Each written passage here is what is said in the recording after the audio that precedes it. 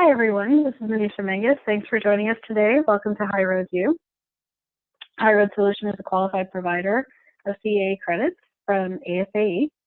For those of you who don't know me, my name is Manisha Mangus. I'm the Director of Marketing here, Director of Inbound Marketing at HighRoad. I've got over 15 years of experience in digital marketing, so I do like talking about some of the topics that we schedule at HighRoad U.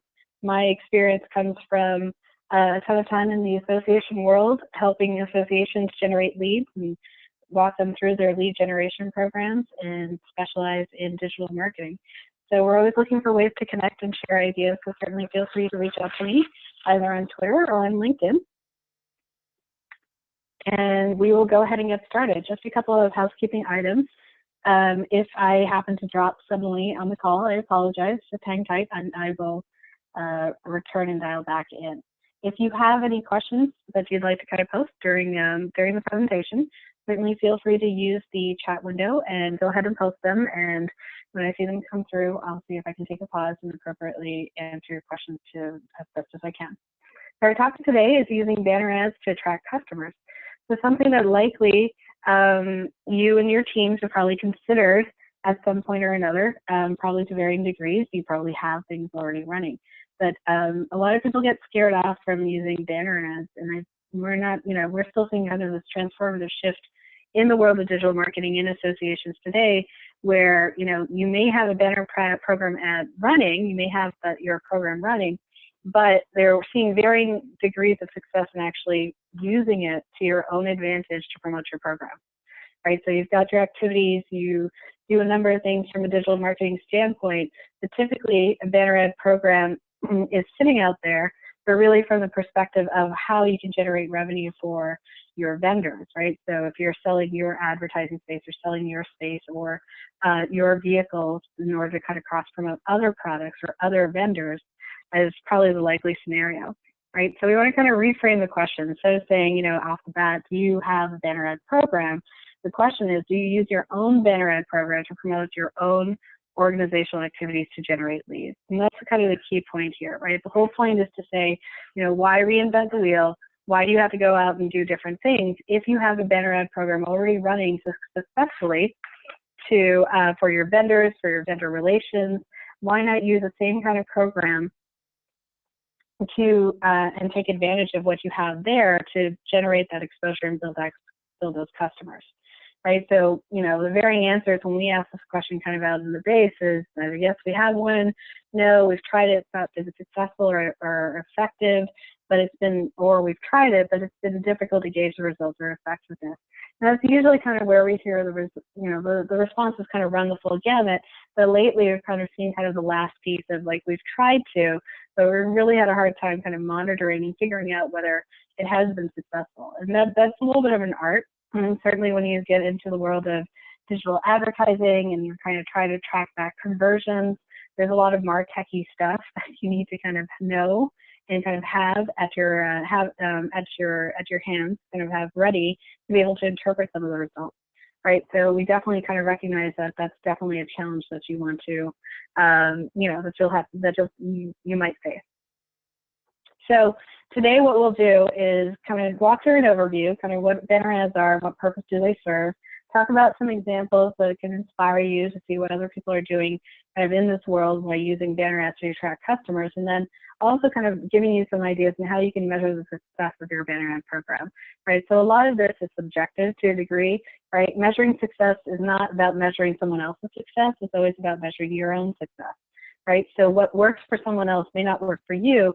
So it's really kind of putting you in charge and control of how do you evaluate success, right? So we'll kind of walk through, where you can get some of those metrics, and then more importantly, how do you interpret them, right? So first, let's start at the beginning in terms of banner ad definitions, right? So I think across the board, everybody knows, so it's like level set for everyone.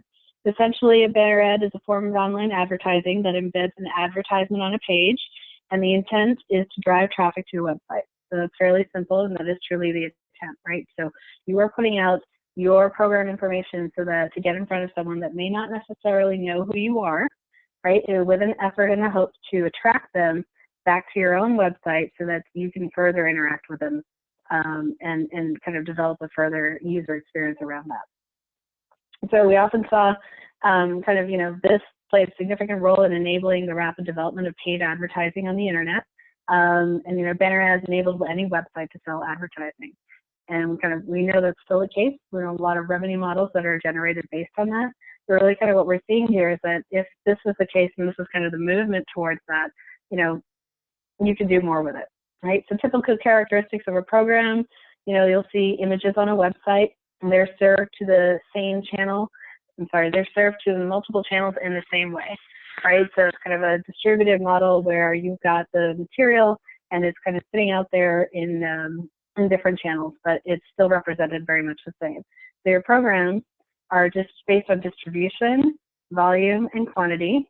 So if you think about kind of what you have currently running today as part of a program, that's likely how you are attracting people to kind of say, I have a network in which I can get your placement or get you placed in front of the following people for this kind of volume, right? And typical traditional metrics are click-throughs and impressions, right? And the content is relatively static, right? So those kind of the typical characteristics of what a banner ad program is kind of today, standardized.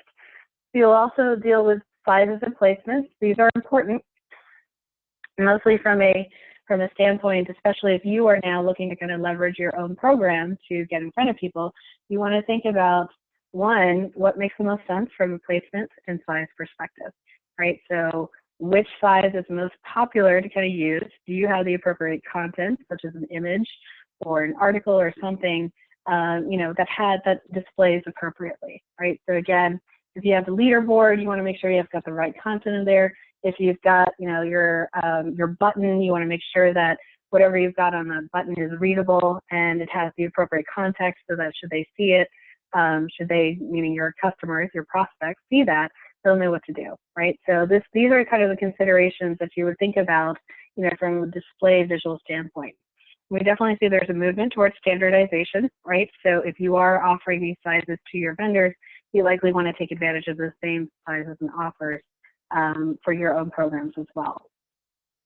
But in this traditional, in this typical program, the traditional model has been to push the banner ads, right? So it's a push marketing play, right? Where essentially you have created the materials, you are putting it out there, and you're going to put it out there for the whole world to see, right? So it's less about kind of pulling people in.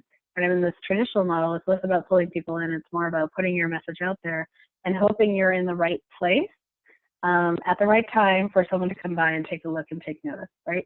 So that puts you in a position where you are definitely getting exposed, but you're not really in control, right? And so this is kind of what we're seeing as kind of a different kind of push in the market, a different evolution in the market or transformation in the market, where we as the marketers want to be a little bit more in control about how we demonstrate or display our products and provide that contextual meaning to people, right, who are interested in our information, right? So the first question is, are you leveraging banner ads for your own program?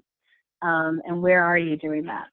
So again, if you think about kind of the traditional model and how banner ads programs work and operate, you can use and leverage them anywhere, right? So what's changed is that your channels have become a little bit more diversified than they used to be.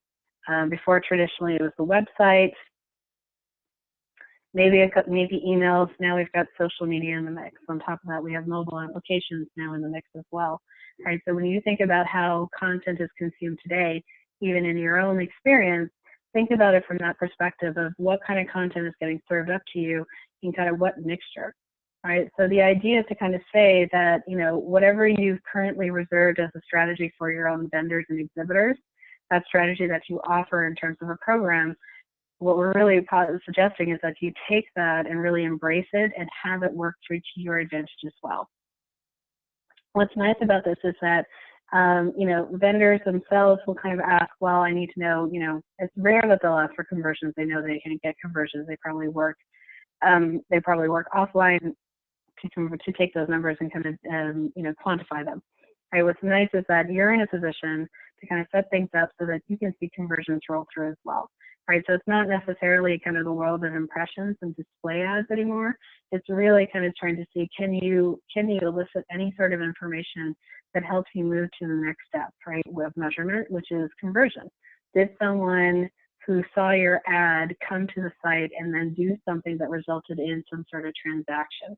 Did it result in some sort of revenue transformation or something along those lines? And that's the ultimate goal. So traditionally in the past, it's been difficult to kind of get that information. You've usually kind of been locked at the impressions level, and that's really kind of where it's been. Today in the world of MarTech, you can manipulate a lot of things, a lot of applications to get additional information and kind of cross-pollinate all of your data. Right? So the idea here is we want to see, that transformation occur that goes beyond thinking of a banner ad that goes on your newsletter, and really think about banner ads in the world of everything it touches, right? So Facebook posts are banner ads, right? And not necessarily just the, I put the ad on there, it's the entire post itself. That now becomes your billboard or your broadcast beacon or something. LinkedIn posts also, the entire post itself, not just simply the image. We want you to treat your content or treat your banner ad to be inclusive of all those content pieces and not just the static visual. So if we extrapolate a little bit further, we can kind of say that blogs can serve as part of your program, landing pages can serve as part of your program, social media and emails as well, right? So it's no longer just for your website to say it's a little image that shows on your website, which is the traditional model we talked about a couple of minutes earlier. This is now kind of taking this and expanding it and saying that I've created really channels kind of inside of your various digital vehicles, and now you're going to leverage them as much as possible to get your message out there. So if we're thinking about the world of metrics, and we're thinking about the world of exposure, and the website is traditionally kind of your ideal channel, you want to think about other ways in which you can truly kind of push things out. So even if you're just taking it from a straight up visual perspective, I want you to think about how can you take material you have, right, your banner ad, quote unquote, right, and where else can you place it? So traditional, again, we know we've got the website covered, we know we've got email covered, and we know we've got social, but even in that, can we delve down deeper, right? So can you get very specific to event microsite, right? If you think about the opportunities that you can create on an event microsite itself, very specific, and create the opportunity for that display right there on the site itself. Right, think about it from a mobile app perspective. You can tie that back to your event app or whatever app that you currently have. But again, you can do things on your mobile app that traditionally you don't necessarily have to be limited to just your website. Learning management systems as well. There are opportunities and areas for display. And one that we like that's typically, that's powerful are e-commerce receipts. Right, so remember, and this is what we really like about this, is that this allows you to kind of color right up to the edge without really theoretically going outside of the line. But e-commerce receipts are receipts that fall into that category of transactional emails, which means that they don't qualify or they don't fall under the same kind of qualifiers as traditional opted out emails. Right, so with Spamlove and Castle, essentially, what e-commerce receipts serve as is an opportunity, obviously, to give the information that that you're required to, right, a receipt actual format. But there's no reason you can't slip in your message at the same time. So we've used this successfully on a number of platforms or campaigns for those who are doing opt-in or kind of member lapse campaigns, or trying to kind of re-opt-in people, right? Just getting visibility in front of a group of people that typically traditionally would not be exposed to your communications because they've already opted out of stuff, right? So this is an opportunity for you to kind of create that demand and really leverage areas or digital spaces that traditionally haven't really been thought of as going to be under the purview of a banner ad program. We like e-commerce receipts for that particular purpose. Same thing with LinkedIn. LinkedIn, there are a ton of opportunities there for placement, right? So paid as well as unpaid, right? But we want you to kind of broaden your definition of your banner ad program now and think about, one, how you represent your ads. What are they? They're not simply just static images. And then two, how do they fit into context, right? And how do they fit into that world, and where else can you put them in a way that makes the most sense for you, right? So the world's kind of changing in that, and we definitely see that happening and moving towards that direction. And all of this now is kind of moving more towards context. So as your banner ad programs are evolving and they're changing so that you can attract customers, a lot of it changed. The changes are kind of hand in hand with the information that you're rolling into whatever it is you're exposing. Right. So a lot of this now is based on contextual ads or contextual information. So now you're suddenly thinking about things, or you're in a position to think about things such as serving up information based on context, right? So based on who you are, or where you are, or what type of information you've consumed in the past, as well as kind of tagging yourself to kind of fit into certain segments, or even doing retargeting. Right, so all of those different pieces now are suddenly available to you that may not necessarily have been part of your traditional program before. Retargeting in particular is something that could be very powerful for you. For those of you who aren't familiar with that concept, essentially what it means is that, and you may have seen this kind of in your daily browsing experience, the idea of retargeting is to say, for those, if I assume 100 people will visit my website, the approximation is that 2% will convert right away and do what I want them to do, and the other 98% will leave and do something else. Right? Retargeting is about getting in front of that 98% again. Those 98 users who came to my site, I want to get back in front of them. So retargeting, using Google retargeting or something like AdRoll, essentially what you do is you have a piece of code that stays on your site. Should someone visit your site, that cookie and that smart pixel gets dropped on their browser, and they're on their way. They leave your site. So that doesn't mean that they don't see your message. Essentially, you leverage or you tap into a display network's their actual network itself, so that as they continue to browse on the internet, as they continue to browse and look at different pages, they have certain partnerships and relationships with those particular pages, and you'll get your ads served there, right? So the idea is to say, if you come to the site, you leave it, and you continue to browse, you're enjoying your browsing experience, in some sort of context, in some format, your display ad will show up kind of on the periphery and serve as a reminder, right? So the idea is, if your ad is compelling, it's interesting enough, it kind of resonates with the person as they kind of look over, as they're looking at CNN or something like that, and see your ad, the idea is that you would click on it and then come back to the site and then therefore convert, right? So you're staying top of mind. So that's a subset of kind of acquisition, right? It's not to say that when you do your banner ad programs, you should put everything into retargeting. It's just a sense of kind of continue to expand your networks to get in front of people. So what I like about LinkedIn in particular, right, is that if you've played around with LinkedIn and you're trying to do sponsored content, what's nice about this is you can really kind of see what contextual data really means, right? So you can actually get in front of a certain audience and get drilled down into really kind of very, very specific. So this is kind of, again, making that branch from push marketing more into the pull marketing side, right, where you're actually defining your audience based on what you know about how your product or your program would resonate with this target market. You're essentially defining the target market, saying that I actually have something that is very, very high value that I think that they'll be interested in. I want to put it in front of not everyone. I don't want to put it in front of the world. I want to put it in front of these very select few, right? So LinkedIn is a great example of kind of doing that, where you kind of essentially go through the process and you can go ahead and start to get very, very detailed in kind of what you want to, how you want to kind of create your segment to put in front of, right? So everything you're doing is now suddenly in context for your program, where you can define things. You can define from a demographic standpoint, right? You can get into very kind of specific criteria from a company's name or company size standpoint, their gender, schools that they may have attended. So what's really interesting about LinkedIn is that you can really tap into all this information.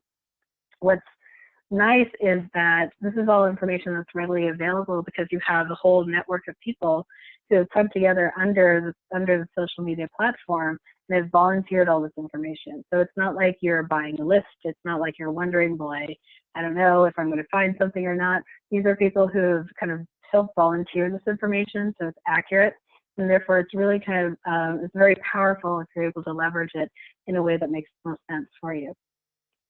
And what you can also do, this is an application that we currently have developed. It's called ICE, Intelligent Contextual Email, and it leverages the same thing. So it's not to say that you put an email out there and you just put any banner ad.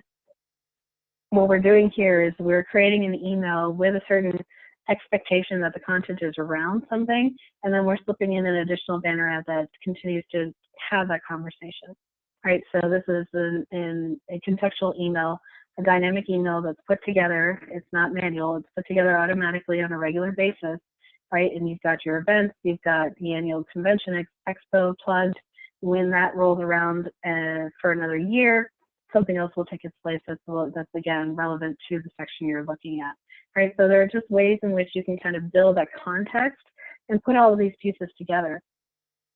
What you also might see, and again, this fits under more the kind of modern umbrella of banner ads, but things that are kind of in context and that aren't necessarily just static images, right? So what we're seeing here is an example where you've got details about a certain event, and then you've got kind of a corresponding podcast ready to stream as well, right? So think about your programs now where you're really kind of thinking about the content itself.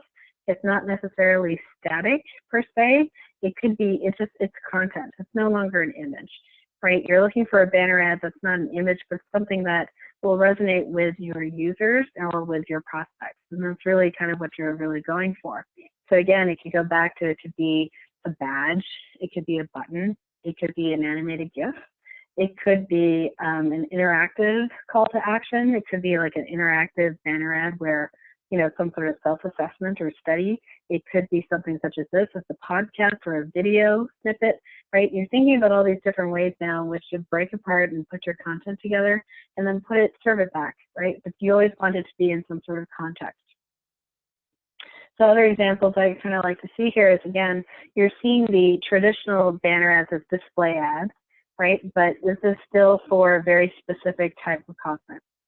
So again, watch live sessions from, you know, your computer for free. Today, here's what's going on. Here's like the actual meeting itself. You can see this is kind of like a scrolling set of all these images are all related to each other, right? All this content is related and put in context and assembled in such a way so that it doesn't feel like it's straight up advertising. Another example is kind of what you're looking at here is the Snow Sports Industries Association. So again, they've got a blog where they've got kind of their traditional, you know, traditional display of blog information, all their posts, and then they've got their banner ads as well, but in very kind of relative context, right? So one is about promoting the actual show itself and kind of promoting how their story is unique to the world and kind of sharing that information, and then also kind of followed by a traditional vendor NetSuite that's also occupying the same space. So same concept, same space and vehicle kind of definition, right? But what's changed is that the context of the program has changed. One is the traditional, you know, we have an agreement with a vendor, this is what we're going to do, we're going to expose them to our network. And the other one is very specific and very kind of specific to our program. It fits well because it's inside of the blog, and the blog is expected to change over time. We have a number of messages kind of running through, so it makes sense for that to be a good fit for this model. Same thing, right? So same organization, but a different blog, right? So again, what they've done is they've represented information kind of in a way that sends out information to everyone. It's still, the mechanics are still there. It's still through a blog. It's still a display ad per se, but it's very specific now, right? You can kind of see kind of the delineation of the type of content that they have and what they really want to kind of promote, right? So we see NetSuite, again, you know, at the bottom, kind of leveraged and kind of showing that information, right? So really kind of a way in which to put the pieces together break them apart and really kind of show some context or have some context for what you're trying to deliver. So really what we want to see is, you know, we see this as adding value to your own programs. Right? The idea is to kind of say, if you leverage all of your programs, right, if you leverage this program to promote, you know, your offerings, it gives you the chance to get in front of people or prospects who don't know anything about your organization. And really that's the key. We're talking about using banner ads to create customers.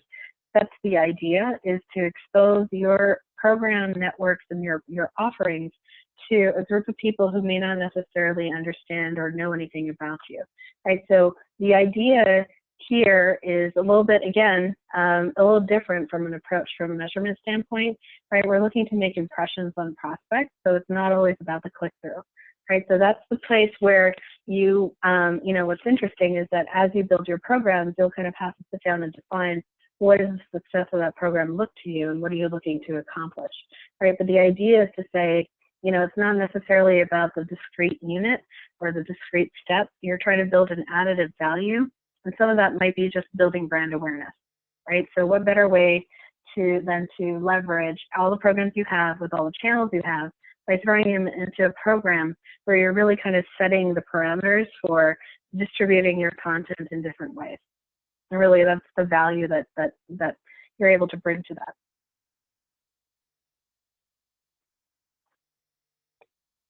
So what we're looking to do is to put everything together, right, and put it into different components or channels. So you've got blogs, you've got blog notification emails, you've got emails traditionally, you've got websites, social media, e-commerce receipts. These are all your channels that you want to be effective in. And the way to be even more effective is to really think about what makes the most sense. So we often see organizations start down this path. They're very good at carving out the channels and identifying the channels. And they get stuck on the creative and say, I have this banner ad, or I have this display ad, or I have this piece of content, and then they simply take that and put it in every single channel, right? And that is effective, but only effective to a degree. Because what you're doing is you're exposing the same message, but now you're putting it out into every single channel. And we want you to kind of understand that not all the channels are the same, right? So the people who consume your information at the you know, traditionally kind of at your website may not necessarily be the same people who you'll encounter on social media. And that's very likely. There is at least a subset that is likely to be the case, right? They don't know anything about you. They don't know anything about your program or offerings. They're unlikely to, but they may have searched for you, they may have found something on Twitter, or they may have come across your information in some capacity on social media, right? So the idea is, I have one chance to put something in front of someone. Am I going to just simply copy over what I have that's on the website and put it into my Twitter feed, right? Am I going to go ahead and put a Twitter card with the same message that I've got on the website? Is that the appropriate fit for what I should put on Twitter, right? And so it goes back to content marketing. It goes back to a lot of kind of basic concepts, but this is typically where I see a lot of pitfalls happen, is that we spend a lot of effort in acknowledging that we have different digital vehicles in which to kind of put the information out there, and then we kind of get exhausted a little bit. It was so much effort that we're just going to take the one thing that we have. It was a really good display image, and then we're just going to barrage every place and just kind of put it all out there, right? So the step that we really kind of want to see you move towards is leveraging the data that you have available to you so that you can target your ads. So yes, you'll use social media, but we don't want, you know, you won't necessarily use the exact same group or target audience for the exact same message, right? And the idea is to diversify. You want to use your program and build your program in such a way so that it's really as effective as possible in getting to as targeted list of people as possible. So use that through segmentation or through tagging.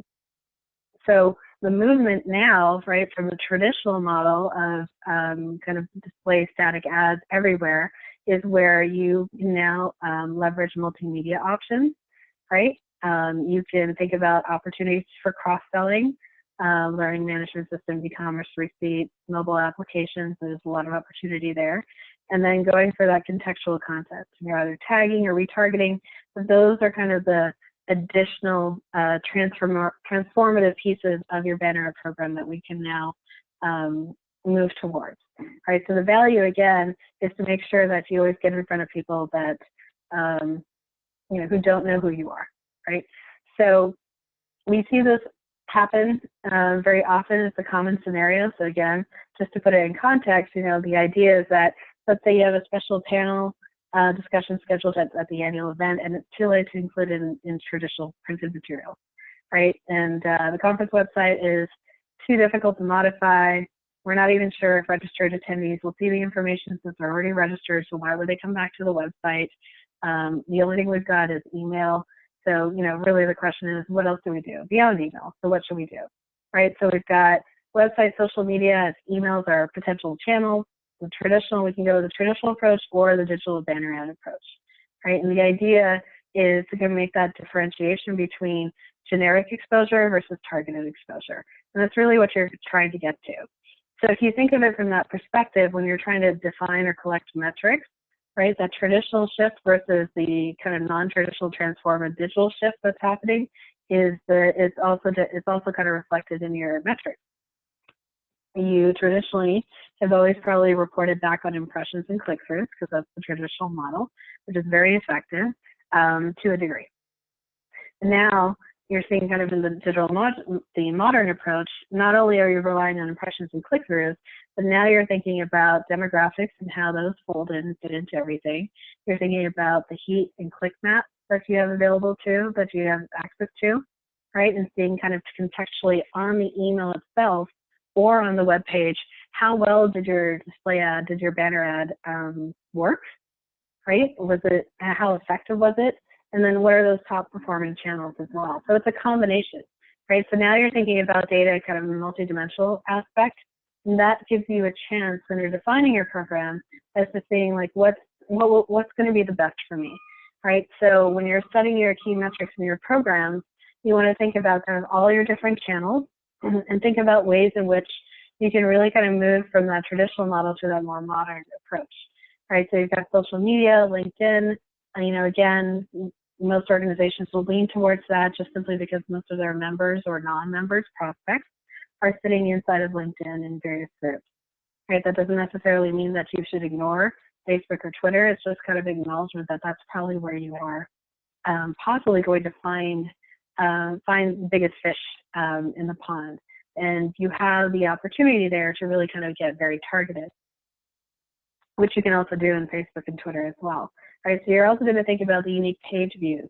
So it's not just click-throughs, but how much time. So again, you can tap into Google Analytics now, but how if you've got a program that's sending your visitor to a landing page or a particular website, how much time are they spending on the page itself?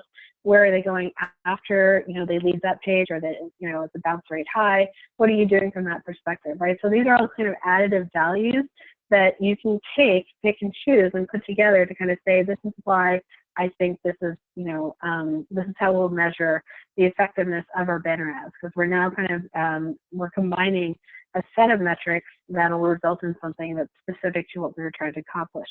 So again, you can go with the traditional route of emails and open rates and click-throughs. You can check blogs from a top performing post perspective. Again, you can look at impressions and visibility through your blogs, through your blog views. And you can, again, separate and say, if we're going to do a banner ad program, if we're going to leverage, we have a subset of users that are subscribed to our blog. These are people that we know information about them, they've provided that information. We can kind of roll that together and kind of see at a high level, how does that perform and how well does that play? And then kind of drill down to say that likely the people who are part of our blog subscription emails are a little bit more involved in our content. They're involved or they're exposed to our materials, information on a more frequent basis than a traditional kind of member would be, or someone who doesn't know anything about us. Therefore, can we do some sort of cross-promotional there? So the banner ad that we would put on that email doesn't necessarily have to be the same banner ad that we would put on a more kind of generic broadcast email that goes out to everyone. right? So the idea here is to kind of get very specific in knowing what channel you're using, who the channel is reserved for, who performs very well in that channel, and then seeing what content you have that would be effective for that. So again, from a landing page perspective, you can look at page views, which is traditional. You can think about form submissions as something else that's a little bit different, right? So from that modern approach, you want to think of those tracking those click-throughs. So, you know, your click-throughs, from a practical standpoint, when you're tracking all this stuff, you'll see a list of ways in which to monitor.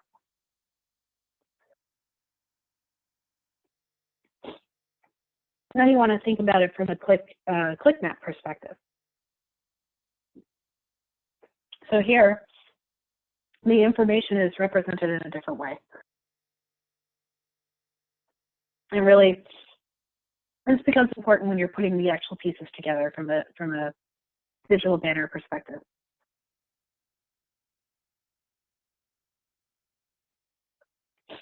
So when we think about metrics, and when you're thinking about putting them together, you really want to think from a program perspective, from your goals. What are they? What kind of awareness and what kind of conversion are you looking for?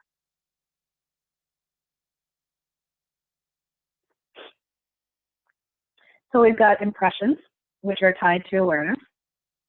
So that is, you know, the bucket of open rates, social media likes or views, as well as the website pages.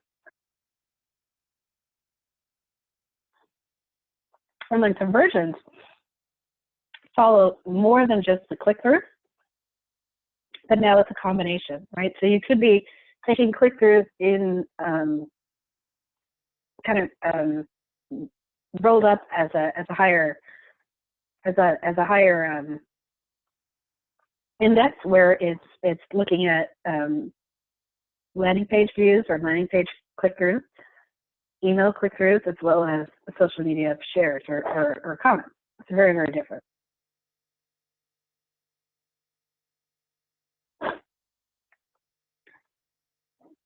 So one of the challenges, you know, again, in putting the entire program together, apart from the exhaustion of you know, figuring out what the actual banner ads are, and figuring out kind of what the actual distribution will be, it's how to collect all of those metrics. Where do you go to get them?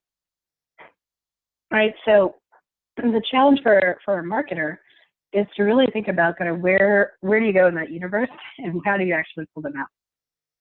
So you could go to social media. You can find an application that does everything for you, right? Like a marketing automation platform or some other kind of platform, or their native analytics for every single one of these applications. Facebook, Twitter, and LinkedIn all have their native analytics that you can tie into. Likely you can get your blogs from Google Analytics or from CMS or blogging CMS that you're using. The website itself, you can pull all that stuff from Google Analytics, right? So if you're looking for page views, click-throughs, things like that. And same thing for your blog notification emails. You'll be able to get those from click-through rates or open rates. Your email marketing program will be able to get those open rates and click-throughs. And then your landing pages, again, combination of marketing automation software or analytics or content management systems. So the idea is to kind of say, don't feel like don't backslide into thinking that the measurements for your banner ad program will kind of stick and always be with the click-throughs and impressions. We want to kind of break that out, kind of break out of that model, and then really these are the different ways and sources by which you can collect that information, right? And so the effort will be really, one, identifying what those metrics are to want to say. You want to kind of put them into the bucket of awareness, or are they going to be conversion? And then figure out kind of where you're going to go to get them. And then lastly, how are you going to interpret them? So again, you know, we put it in kind of very high level terms, right? So we don't want to get too make things too complicated when we don't have to. We really want to put them into the kind of the buckets of awareness versus conversion. So social media, again, depending on how excuse me, how detailed you want to be, you could kind of do the conversion route, or you can keep them at the awareness level, right? So social media is typically at the awareness level.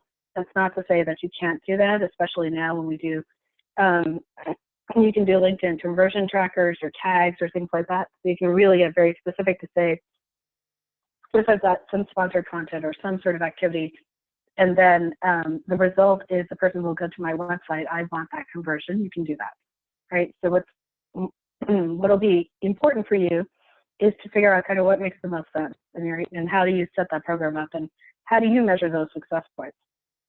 Typically, social media is awareness, so that doesn't necessarily have to be the case.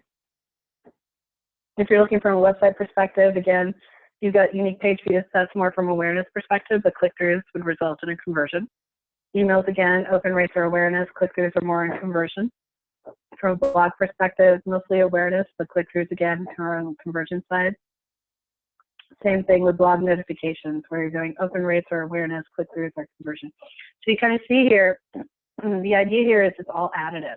When you want to result on, or you want to return a report on your banner ad program and kind of say, how are we doing for this? You want to think about this from a, excuse me, you want to do this from a multi-dimensional view instead of the traditional impressions and open rates.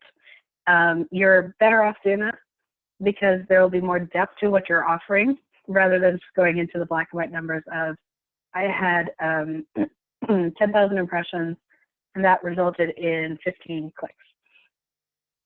click-throughs, which is fine. You've got those numbers, but you want to make sure that you have more behind that because, again, you know, if you're looking at it from just a straight up number standpoint, somebody who doesn't understand the level of effort it took to generate those leads, to really get in front of people, will not understand kind of that ratio. And unfortunately, you know, most people aren't in that position to understand the effort that goes into creating that impression ratio versus a click-through ratio, right? So the more information you have as you're collecting this information means that you're in a position to really kind of put the pieces together in such a way so that you can really measure it from a depth perspective. So kind of to wrap up things then, really the idea about these programs are to leverage your own programs as much as you can. And the idea here is to use banner ads to create customers, right? And that's the real takeaway message here, is that you want to be effective in placing or in your channels, kind of wherever they are, whatever your digital channels are. Think about really ways in which you can kind of leverage them to promote your own programs, and really think about the data and the information you're using, right? So don't slip into the model of, excuse me, when you have one particular display image, you know, it works really well on an email signature, size is somewhat okay, we're just going to put it everywhere else, right? So that saturation point will only get you so far because you're constantly reinforcing that same one message to that one same group of people, right? And the idea is if you want to look for customers and people who don't know you, you're really going to have to think about ways in which to get in front of them and put something that's a context in front of them so that they're not just noise to you, but something that's really meaningful. So I would encourage you to think about ways in which you can leverage your channels, think about the content that you have and how it resonates, what kind of data do you actually have available to you, and ways in which you can kind of put it out there into the world. So that is all I have for you today. And thank you very much for joining us. I'll leave the line open for a couple of minutes if you have any questions to put in the chat window. But again, have a great rest of the Friday and enjoy the weekend.